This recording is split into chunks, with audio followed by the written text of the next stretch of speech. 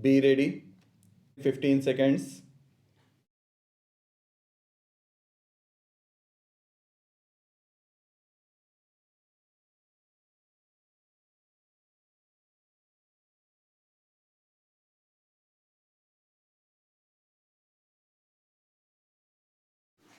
In our strategy of development, we want growth and greater equality. We want to prevent concentration of economic power.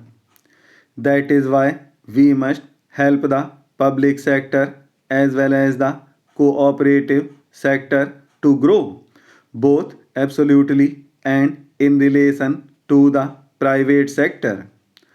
Cooperatives combine the good points of both the public sector and the private sector. They give a voice and sense of participation to the ordinary man. They are based on voluntary union and democratic control. At the same time, they can take full advantage of modern large scale management. If I may say so, the cooperative way is a civilized way of working, providing as it does the means of diminishing large scale ownership by individuals and groups, but without sacrificing the advantages of big units essential for the application of modern science and technology. The cooperative thus bridges the gap between the small unit and technology. Dream cannot become realities unless there are material factors by which we can implement them. It is only through science and technology that we can supply these material conditions. Even the so-called advanced countries assign a major role to cooperatives. Therefore, I feel they fulfill a more extensive economic function than we are normally aware of. In most European countries as well as in the United States, cooperation is the ruling principle of agriculture. In Japan, cooperatives are a big force. Whether it is agriculture or industry or the services, cooperatives have made spectacular progress since 1950-51 when we took up planning. I find that the total agricultural credit dispensed by cooperatives was only rupees 300 million in that year, while last year the figure rose to rupees 3450 million. Over the same period, the working capital of all cooperatives has grown nearly 9 times.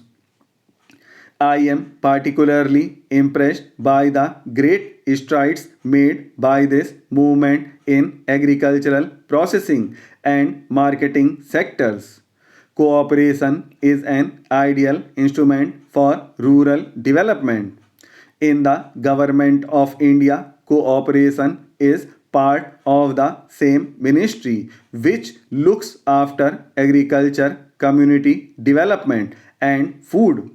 But cooperation has as vital a role in urban areas as in rural areas.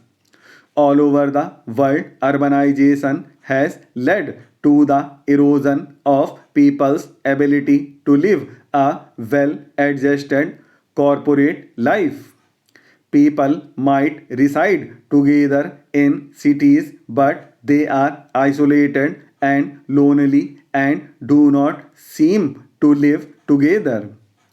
Our cooperators should devote more attention to the consumer movement. The utility of consumer cooperatives is not limited to the fight against rising prices. we have another fight hardly less important, which is that for quality. Cooperatives can ensure quality in what is produced much better than private trade can. We need much greater participation by cooperatives in banking. In our country, banking has largely remained the preserve of the affluent, at any rate of the middle class and above, not only in its control but even in its reach.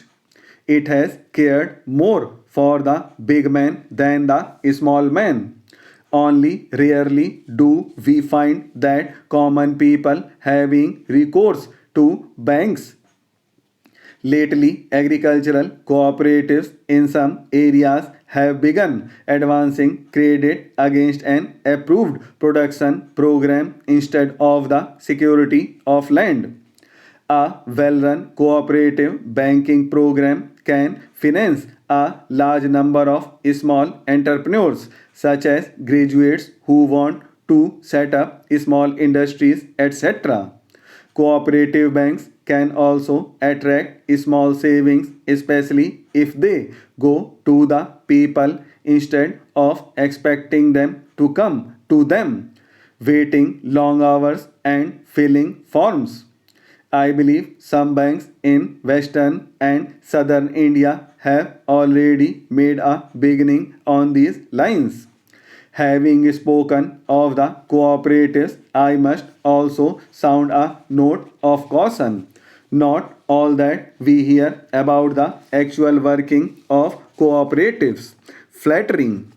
There is the general belief which I mentioned that the cooperatives help the bigger people rather than the small people. Such a state of affairs would defeat the very purpose of the cooperative movement. Secondly, our cooperatives seem to have become far too dependent on financial aid from the government. This is a negation on the basis of cooperation, which is self help and self reliance. Thirdly, there is also a widely prevalent feeling that cooperatives are too mixed up with politics. I find that you are discussing how to deofficialize the movement. I find that you also discuss how to depoliticalize it. The history of the cooperative movement in India of the late 60 years shows that wherever the movement is strong, it is due to the selfless work of dedicated individuals who have steadily resisted the temptation of politics. They have regarded cooperation as an alternative form of serving the people. There is great need in the country today, in every walk of life, for selfless people.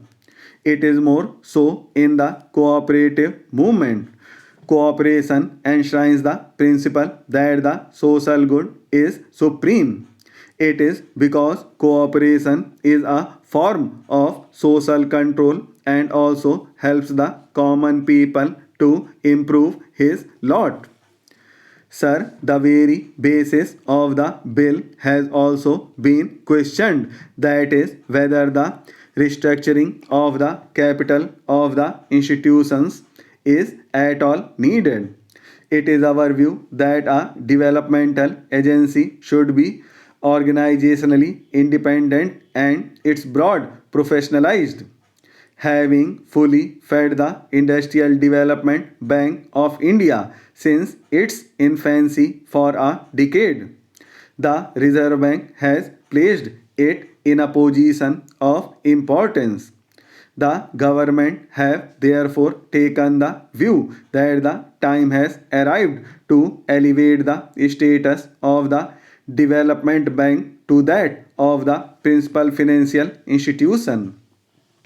Just as the Reserve Bank is the central bank of the country, the Life Insurance Corporation of India is the principal investment institution. The Development Bank should achieve the status of the principal financial institution, all the three being directly owned by the government. The bill seeks to achieve this purpose. Further, the board of the principal financial institution should reflect the various impulses of different states of India, particularly those which are industrially backward.